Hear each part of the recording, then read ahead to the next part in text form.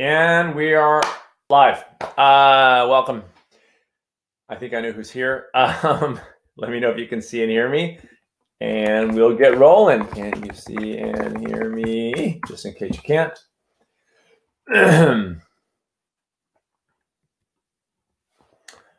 bonus live Q&A.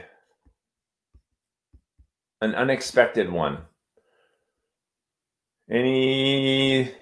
Yes, excellent. All right, let's get rolling. Let me know if you have any questions, and we can get cracking. Good morning to you also.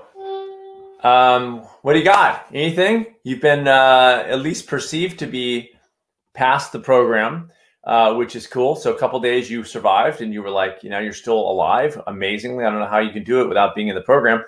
But bring on those questions, because you're obviously on your own, and I like it. So let's do this. Let's get some questions. Go.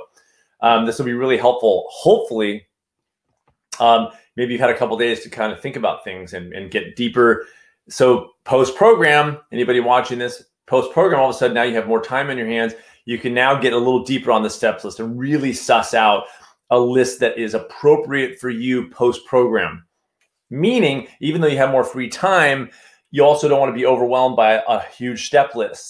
So it may need to be culled a little bit, formed a little bit, so it's nice and doable for a few weeks until you can build back in. So just because you have extra time doesn't necessarily mean you got to blow that steps list up. That may be a move that will be debilitating. Okay. All right.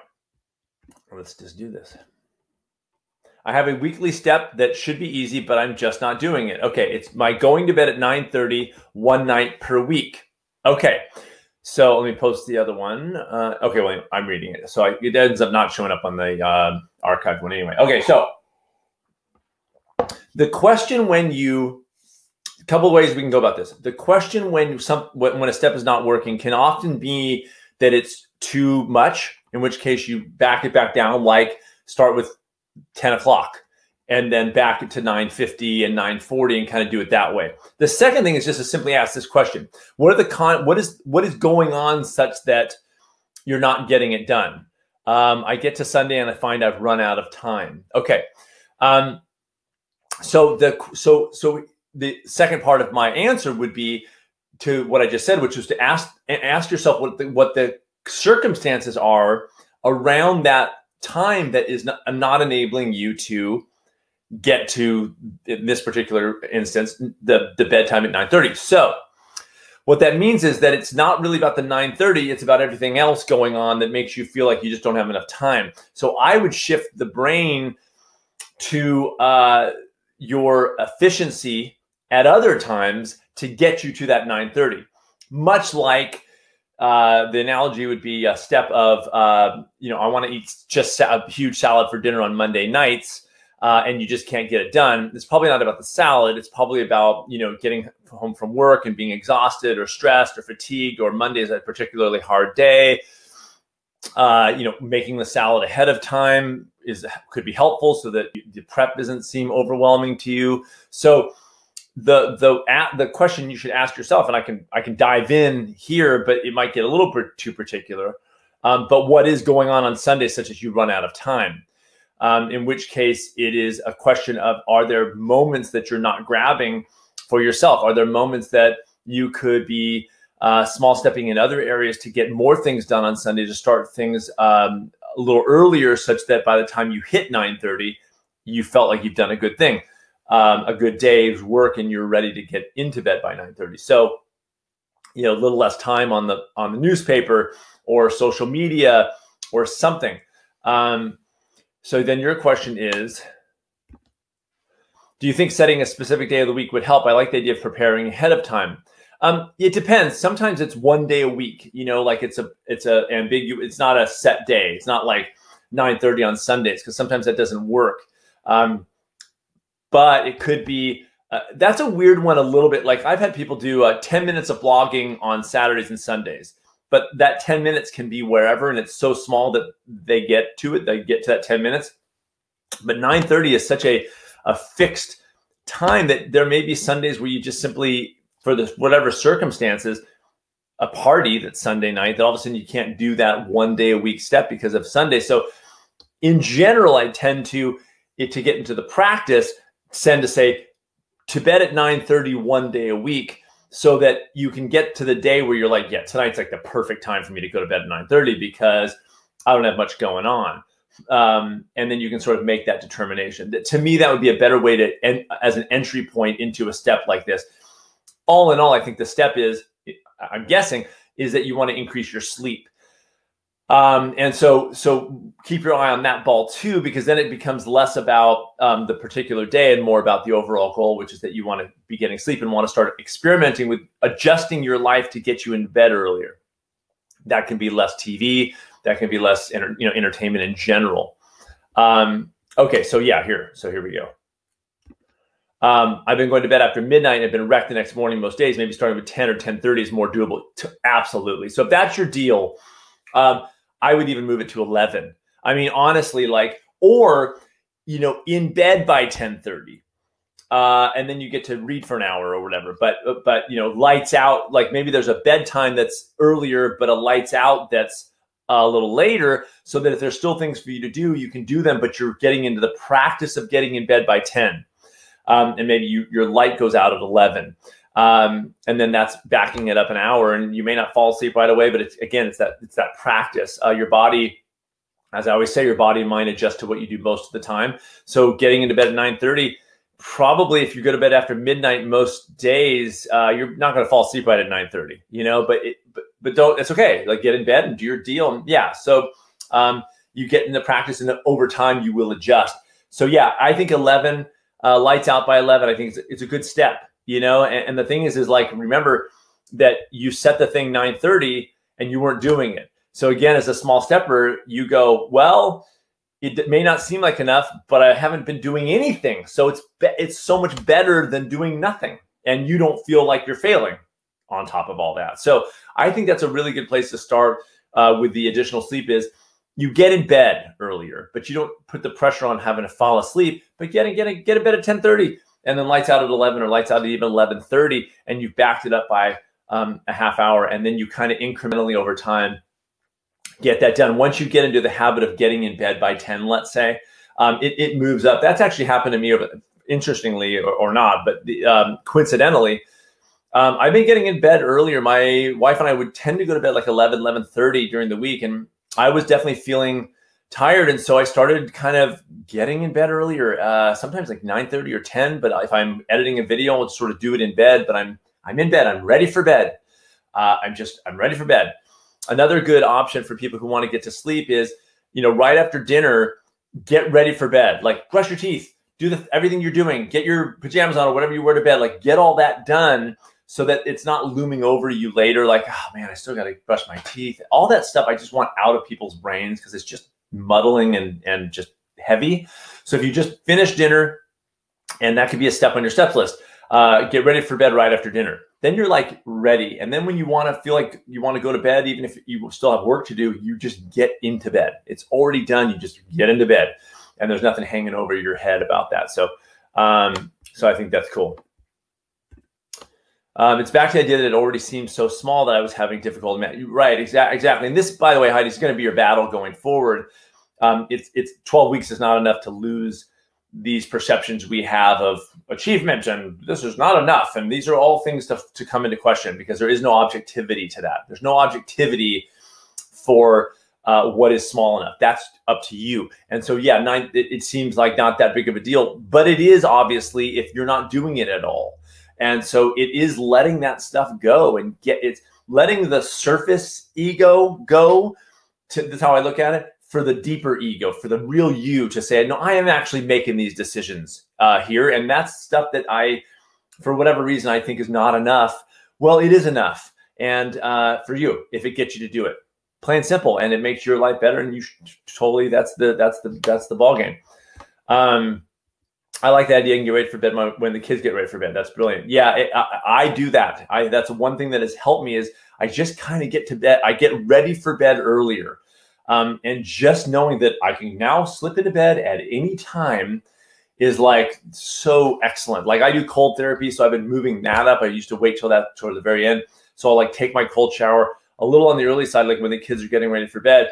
And then I'm like, brush my teeth and I'm completely ready. And because of that, I've been getting in bed earlier and it has made a huge difference. But it's been 6 to probably 9 months of this, you know, like it is that time. But, and then somebody go, well, that takes too much time. Okay, then don't do anything. Because that's usually the other option. People take on too much and do nothing. Or they take on the right amount and are making headway, but then they're mad that it's not happening fast enough. Which one's better? I think it's, if you think it's not happening fast enough, you're doing something and you're making headway. That is always going to be better than not doing anything and feeling bad about it and being more tired, by the way. So that's just kind of my bad boy. Preconceived notions are so strong, hard to break free. Yeah, and this is the engagement of your life. This is why it's not overnight. This is why living as a small stepper is a process and a practice. And you're just going to get better at that over time, period. You're going to get better at that over time. You're going to get better about breaking down preconceived notions to get to what you actually think. That's the process here if you stick with it. And that's the deal. So cool. Also, less inclination for late night snacking if I brush my teeth. Okay, what's funny about this is I had a client years ago, this long before I'd even like crystallized my small steps approach. I was beginning this process and I had a client I was working with, and we joked that I would write a book called the Teeth Brushing Diet, because with her, and she was definitely focused on sort of the weight issue, she would just, we'd brush our teeth early. I'd go, yeah, but let's brush our teeth early, like at 7:30. And she's like, I'm not going to eat. I already brushed my teeth. And it like totally helps because you're like, oh yeah, that one. And sometimes it's that one. That's why it helps tell people to like leave a note on your fridge or something like, not don't eat this, but do you ask yourself, do you really want this? I mean, that's what you're going for. And the thing like the teeth brushing is so good is you can still snack, but at least it's that moment of awareness that you're sort of in a good way, forcing yourself into awareness in that moment. You're not mindlessly snacking. You're going for it. And then you remember, oh, but I brushed my teeth. And in that moment is now a question. Do I want this or not? Because of course you could have it and brush your teeth again. It's not that big of a deal. But most times you will potentially say, you know what, I actually don't really want this. Or you might say, you know what, I absolutely want this. But either way, it's a different quality than the mindlessness and feeling bad about it afterwards. So yeah, the teeth brushing diet. Brush your teeth to better health. But like just getting yourself in a situation where you're going to think more about what you're doing is always going to be better, especially because now you have a core about who that person is that's thinking about that, who you actually are. So that's super, super cool. I was listening to one of your podcasts and you mentioned that you were eating in a range of hours. Seems like a good idea and a good way to help realize it. Yeah. That's called intermittent fasting. I've been doing it for almost a year now. And I tend to, and this is a really good example actually to what we are talking about here, which is those moments of awareness. I don't see it as restrictive. This is how I look at it. Putting constraints on your eating, not in terms of, I'm not calorie counting, I'm not measuring or weighing anything. I'm just saying, and this is based on research and good science, by the way, but eating between, this is kind of my general 10:30 and 7:30. That's sort of like 10:30 and 7:30. Those are the only, between those hours, I do anything non-water. 7:30 to, again, next day at 10:30 a.m., water only. And then 10:30, I usually have a cup of coffee or a smoothie or something, and then 10:30 to 7:30. Most days, not today. Today I got up at 8 o'clock and had a cup of coffee and toast. It's a Saturday. That's kind of what but during the week, that's kind of my bag. And it's been excellent for a couple of reasons. One, I feel a lot better. I digest better. Yeah, no coffee before 10:30. And that was a rough one, obviously, for me. So I eased my way into that. And now I freaking love it. I don't have the crash. I actually have a ton of energy before 10:30. More energy waking up now than when I would get up at 7:30 and have an espresso. And then 45 minutes later would just be like tired. So now I just water only, nothing. And then 10:30, I usually have an espresso. Or 11, sometimes I push it. I'm feeling so good. I'm like, I don't even want to. And then I kind of kick that can down the road and then I enjoy the coffee even more, which I love. Instead of being on schedule, I'm like, it sounds great now. And I have it, again, more awareness, more consciousness. Instead of 7:30 coffee, no matter what, I didn't always feel like it. So it kind of gets you more in touch.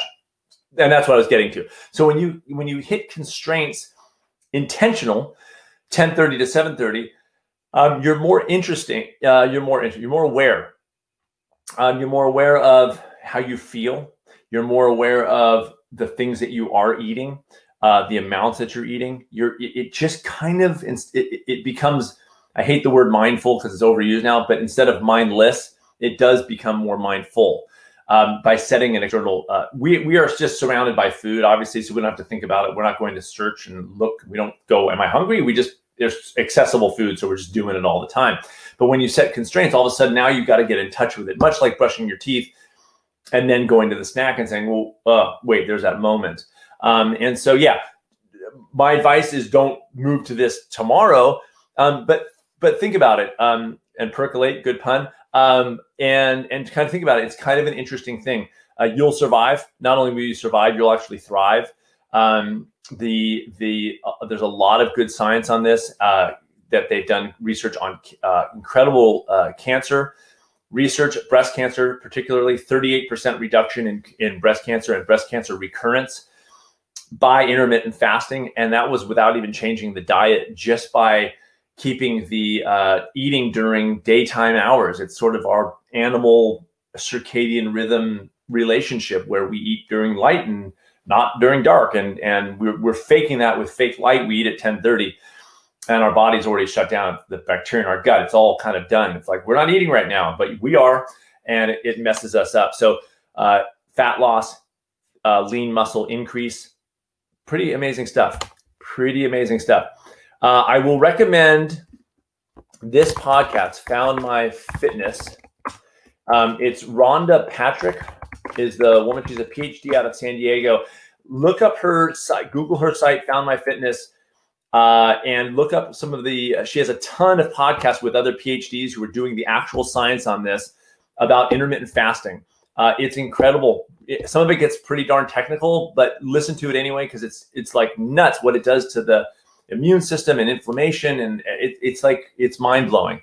That and heat therapy and cold therapy, the things that I'm doing these days, are all really exciting stuff. And here's what they all are speaking to: how the human body actually thrives is in moments of extremes, stress, of too heat and cold and all these kinds of things. We do well. The body strengthens in that environment. But now in the modern world, we are too comfortable. We are just too comfortable. We're eating all the time. We never take breaks where we're not eating. It's okay to feel hungry now and then. And that, in fact, the body, when it's not eating, can do a lot of other business. So the whole idea of intermittent fasting is like, I get a 15-hour break most days where I'm eating, ingesting nothing, not digesting, no energy expenditure to digestion between 7:30 p.m. and 10:30 a.m. And very cool. So you wrote, so external physical stress versus the constant internal stress. Exactly. And it really is mind blowing. You feel more energetic, frankly, because you just have more energy. You're not bogged down. Like, I'm not overweight. I told my wife after I've been doing this a while, I said, I think I've just been eating too much. She's like, but you're not heavy. And I go, it's not that I'm not burning the calories, but I have way more energy by not eating, and I'm not eating constantly throughout the day. And it's just, I think I was just digesting food all the time. Espresso at 7:30, then a smoothie at 8, and then smoothie throughout the day and other stuff, and then dinner, and then I'm eating dinner at 9:30. And it's like this 14-hour eating extravaganza every day. And it was healthy food, but it was weighing me down. And all of a sudden I'm like finishing eating. Yesterday I ate at 5:15 p.m. and that was it. I didn't eat anything else until this morning at 8:30, 5:15 p.m. I got home, I just had some water, hung out and watched the show with my wife, and like hanging out. I just had water. I've gotten up and run the next day after doing that and had the best runs. I'm like running with the most energy. I have no leftover food in my stomach going, oh, so we're not done yet, wait, and I'm like, feel really light. So it's pretty interesting stuff. And again, the modern world dictates that sometimes days are not that good for it. And so I don't do it on those days. And that's not, easy for me, who likes to kind of, in my tendencies to kind of get into the routine and not break it. But I've been pretty good. Like, well, this morning, like I said, had toast at 8:15. And tonight I'll eat probably till 8:30. It's a Saturday night. We have a special night. So again, how to not be married to that so strictly, but most days. Very cool stuff. Didn't think we were going there, but yeah, it's definitely worth the look. Rhonda's pretty good. And look up the cold therapy stuff. Look up the heat therapy stuff. Really, really cool. Okay. Wow. Wonder if this is why running in the morning was so hard for me when I was running regularly. Yeah. I mean that, and also people tend to eat. Like they go, well, I got to eat oatmeal before I run. It's like, oh man, you're not running on that oatmeal. Now you've got a run, which is energy expenditure, and digesting an oatmeal, which you're not even going to tap until hours later in terms of the energy of that oatmeal. And now you're just, so, I mean, I just did a Spartan race last weekend. I had a little teeny orange about an hour before I ran. I mean, and it was an 8-mile run with, you know, a ton of hills and a ton of, it was a ton of energy expenditure. I was out there for 4.5 hours. And I had a couple gels during the thing. I mean, it was almost I didn't take in much. I ate later, you know, like your body gets very used to, if you eat all the time, your body's going to adjust to that. Then all of a sudden you have to eat all the time because, well, I got to eat. But if you can ease your way into breaking that cycle and allowing your body to be intelligent, it knows how to tap energy stores more efficiently when you're not flooding it with digesting all the time. So, how's your back? It's a lot better. It's about, I would say 80 this morning, about 85% back. So no pun intended. It's about 85%. I feel it still, but like I'm totally mobile and it's fine. It's just if I sit down like in a car for an extended period of time, when I get out, it's kind of sore. So it's still a little bit, but I'm not lifting stuff. But I'm up and down stairs. I'm walking around like it's fine. So knock on wood, because that was not, obviously I avoided anything kind of serious, I think. But yeah, a lot better. Thanks. A lot better. And overall, my recovery was quite fast, except for the back. But I don't feel any soreness anywhere else. So the recovery from the race was really good. Okay. Any other questions that I can assist you with on your list? Don't be afraid to scrap some things on your list if they're overwhelming. It sounds like you've probably got a handle on it. But maybe you put that step that we talked about earlier, which was on most days. And, you know, even your daily steps are most of the time. I mean, that's just sort of an understood thing about steps list. But of getting ready for bed when the kids get ready for bed. That's a step that you can put on your list. Get ready for bed when the kids go to bed. That's it. That's it. That's your step on your list. It's conscious. It's there. Don't rely on it. Oh, I got it. What was that again? Put it on your list. Put it on your list. Anything that you think of to put on your list, put it on there. If you think that doesn't need to be there, take it back off. But it's a good practice. Just, oh yeah, I should get that on the list. So it's there and you see it. One thing I'm trying on my steps list is a secondary list for ideas for future steps. Fantastic. I mean, that's excellent. I did that with a client one time when I was working with private clients. Is before we finished our month, we came up with that potential steps list that she could draw off of, which was really, really helpful. You go to your first task for those steps and you go to your second task for those steps and just cull. And then there was some like tips of like, you know, a note was like, don't forget, you can always increase 1 deep breath to 2 deep breaths. You don't have to do monumental increases to keep your steps list evolving. You can do very, very minute changes. Some weeks don't change a thing. Like I'm good this week, but then there's other weeks where you feel stressed about increasing it until you realize that going from 1 deep breath to 2 deep breaths is no problem. And it's an increase. It's a real increase. And so there's a nice balance of like continuing forward momentum, but not continuing too much forward momentum. And at the same time, being okay sometimes to not change your steps list at all. And that's totally, absolutely cool. I really like that. I may swap out 9:30 bedtime for getting ready for bed with kids. I would do that. And then you could do it in bed by 10:30, increasing that time, or 11 or 11:30. If you're moving from midnight, 11:30, maybe that's no big deal. Half hour. It's that internal. If you go, that's easy, then that's a good place to start on that step.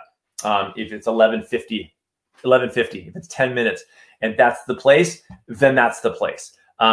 Probably you could do more or not. I don't know, but at least 11:50 is something. Remember that the beginning of steps, when you first put them on your list, it's not that you're going to get substantially more sleep and you're going to feel rested. Everyone's going to go, well, that doesn't do anything. You're not going to get that much more rest. yeah, it's not about that yet. It's about making the move to the point that then you get there. So remember that at every new step you put on, if it's 2 squat, let's say you never exercise and your first step is 2 squats, it's not going to do anything substantially. I mean, a little bit, I guess, but you're not going to lose weight. You're not going to get 6-pack abs, all that crazy stuff.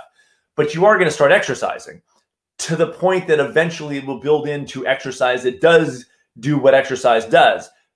But you will never get there if you do nothing. So that's always the challenge and the battle of a small stepper is we know conceptually what we should do to get the benefit of exercise. 20 minutes per day, zone 2 heart rate, 45-minute spin class, running 6 miles. We have all these ideas that will give us the benefit of the exercise, and we don't do any of it because it's too much for us. And that's the tension there. And the idea of doing less than those things is difficult for us because we see them out there and go, I should be doing that.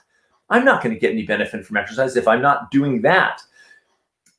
And the answer, of course, is get to that. Do what it takes to get to that. Because if you're never going to get there, it doesn't matter what you know.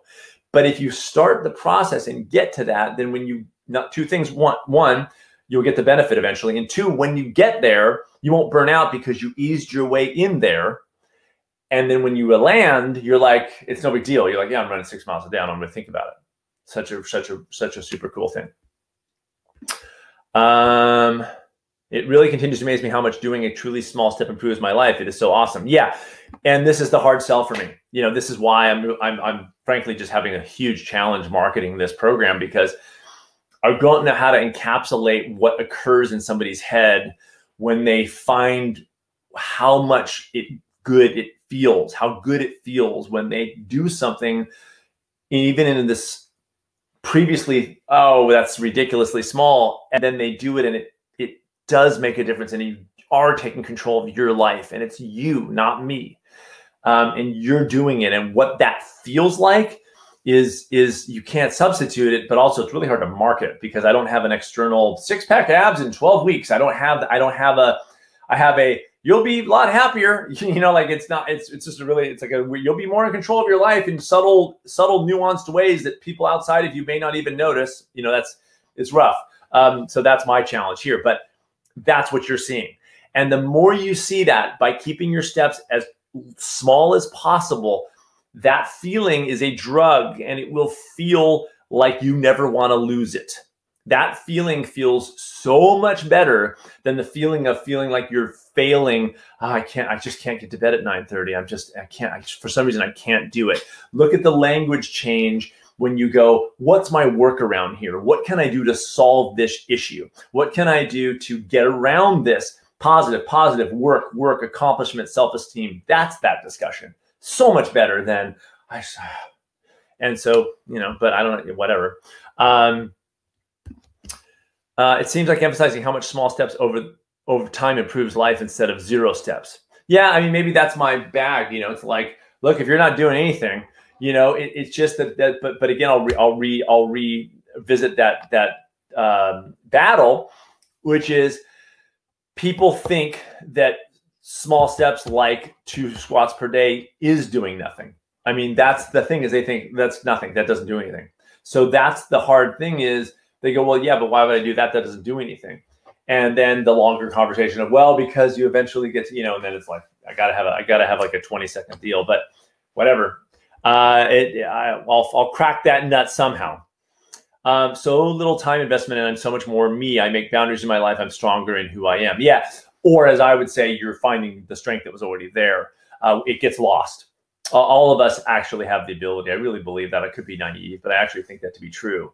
I think when we peel away the obligations and responsibilities and just put them aside for a second and actually ask who we are, it's there. It's just been squashed because of our expectations that are placed upon us, and sometimes expectations we've placed upon ourselves that we didn't actually come up with at a good time. We weren't ourselves when we came up with those expectations. We were mirroring, when we were a kid and what our parents said to us all the time. Now we are adults and we have these, we go, I expect this from my life, but that's not really you talking. And when you can actually get to who you are by putting those things aside for even a short period of time via the steps list, frankly, little moments of awareness, all of a sudden your expectations change, your desires change, your picture of an ideal life changes.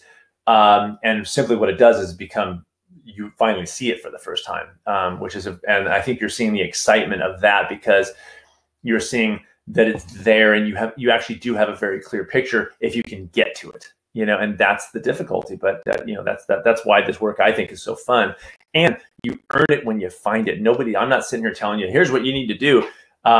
Here's what will make you happy. Here's your ideal life. I'm just giving you the tools for you to answer that question for yourself. And that's why it's exciting, because you're finding out for yourself. It's real. It's not from a guru. And that's pretty cool. That's why the first task is such an amazing process for me. It was like a discovery or rediscovery of who I am. Yeah, I am amazed that I would say overwhelmingly most adults never ask the question. By the time we hit adulthood and we've had kids and jobs, our lives they're going. We might find something that we want to do and it sounds fun and we try to do it, but we rarely as adults ask the true question, because sometimes we're afraid of the answer because it may not look like what we're doing. And that is terrifying, because what if it's not what, and that's why I always say, like, just because you craft the first task doesn't mean you have to do everything in it, but you can start making moves to certain things that will make your life wonderful. If you ask yourself, as an adult, your first task, and in it, you don't have kids, but you have kids, you're not going to want to, well, I'm leaving you guys because my ideal life was no kids. But maybe in that first task, because you didn't have kids, you were doing these other things. Well, now you can small step into some of those other things and still maintain the family that you love too.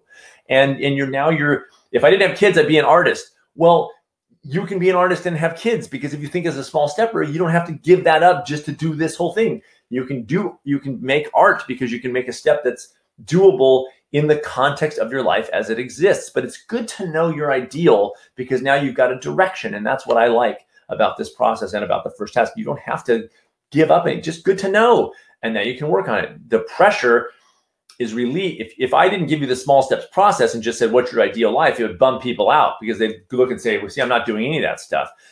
But the first task is only the beginning of a process by which you start to move toward that ideal. You'll never get there. In most cases, you never get there. Who cares? You're already 40s or 50s or whatever age anybody is. But it's good to know. And if I, in my first task, was a Oscar-winning actor, chances of me being an Oscar-winning actor, pretty small. I'm not going to move. I'm not going to go, but I could get into local theater. I could start reading about acting. I could take an acting course. And that's how the ball began. That's how the ball game starts. And that's how you start having more fun and enjoying your life. And it becomes less about the Oscar-winning actor in your ideal life and doing something that gives you pleasure. And that lowers overall stress and makes you happy and healthy and better with your family and everything else I've said 1,000 times. So super cool.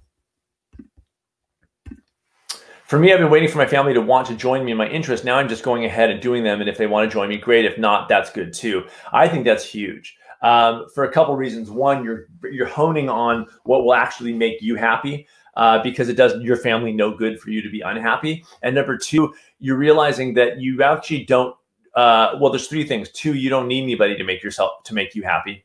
Three, this is not about them.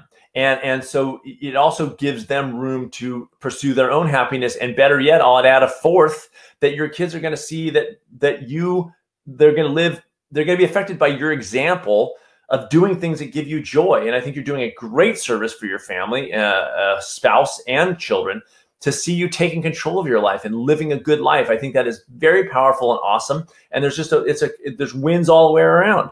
You're not waiting for anybody, and you're not telling them that you got to wait for other people before you can be happy. That's the message you were giving your kids is, yeah, if you want to do things, you got to kind of wait for everybody else to do it with you. I don't think that's the message of you. I think the message is, guys, I want to show you that I'm doing this. And so you can do this too when you get older. Thank you. I'm feeling choked up about this. I get emotional about it too, because I have kids, obviously, also, and I want them to be free to pursue the things that they love, not the things that I love. And that's a weird thing. I have no expectations or desires for my children other than they hopefully have the tools and ability to, and desire and strength to pursue the things that give them joy, and that they're not going to rely on other people for that first, so that they can have, to me, I see them as having healthy relationships. If they're going to have healthy relationships, because they're going to come to it as people, not reliant, needy, dependent people, but independent, and hopefully find somebody that's the same kind of mindset, and they can live lives together, doing things together, but also things separate, and enjoying their lives fully. And I think that's what I want for adults. And that's why I get so passionate about this program, because I want adults to find this sometimes for the first time in their lives, that they've never asked these questions about what life do they want to live. I don't think we should sacrifice the lives we want to live just because we're 45 and somehow set in everything's dialed in for us. I think it's crazy. I think that taking a drawing class breaks that thing all to hell and says, no, I'm actually not set in my life. And I can bust in little things, and it's not going to upset anybody, and it's going to give me a ton of joy. So super cool. What can I say? Freaking great. Okay. Anything else? Anything else? Anything else? I just realized that next week I'm going to be in Nashville. So I'm going to have to do the live Q&A from Nashville. The following week, Wilmington, North Carolina. Crazy. So I have to do a live Q&A from there as well. So there's all that stuff going on. Thank you, Heidi. Have a wonderful rest of your weekend. And I will speak with you soon. But thank you, and enjoy. All right. I'll archive this very soon. So long. Bye.